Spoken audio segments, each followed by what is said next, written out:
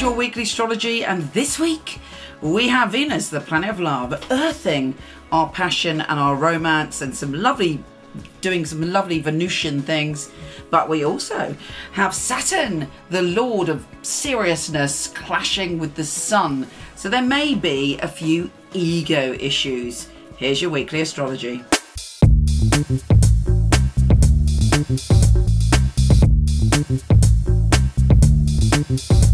How are you doing? How are you feeling? We've had such a kind of interesting time of late, but it's also been one of your most creative times, so I hope you've used that wisely.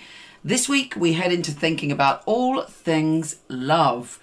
On the one hand, you want love to be stable, but you also want it to be kind of creative. Let me just turn that off. And exciting, and to be filled with things that stimulate you. You are more than happy to commit to someone as long as within that relationship there ends up being an opportunity for you to express your soul. Venus at the moment is in a beautiful position for you. She's in your soulmate, creativity, pleasure zone. And this lovely little trine to Saturn in your house of adventure could work very well for you. It allows you to stretch yourself while also feeling secure. It's a great time to travel with a lover or make plans about the future with a lover, but you're feeling steady, you're feeling reasonable, you're feeling that you want to put some happiness into your relationship and you want to build on the stability. We do have the sun squaring Saturn, and that for you may be making you feel a little bit uncomfortable.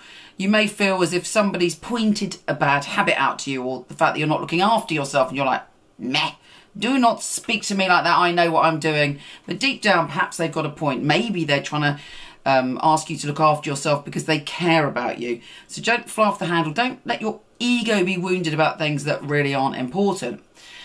Finally, on the 15th, we have Venus sextile Jupiter. Yeah, baby. That is a fantastic, lovely and delicious little sextile, because Venus is in your position of relationships and Jupiter is in your position, Venus is in your position of pleasure, happiness, soulmates, and Jupiter is in your position of relationships. This week, you really should have a clue to what is important for you to do with relationships, where you're going, who you're going with. You could well meet someone if you're in a relationship and it's ever going to work. You see the seeds of it working this week. If you don't see the seeds of it working this week, you might be thinking, right, that's it. I've had enough. And you may decide to move on. But you could also meet someone this week that just blows your mind. Now, I always think it's very important not just see Venus about other people's relationship. It's also about our relationship to ourselves. You have an opportunity this week to have a deep healing, to ground yourself, to take care of yourself, to nurture yourself, and to commit to you. Take care, gorgeous, and I'll speak to you soon.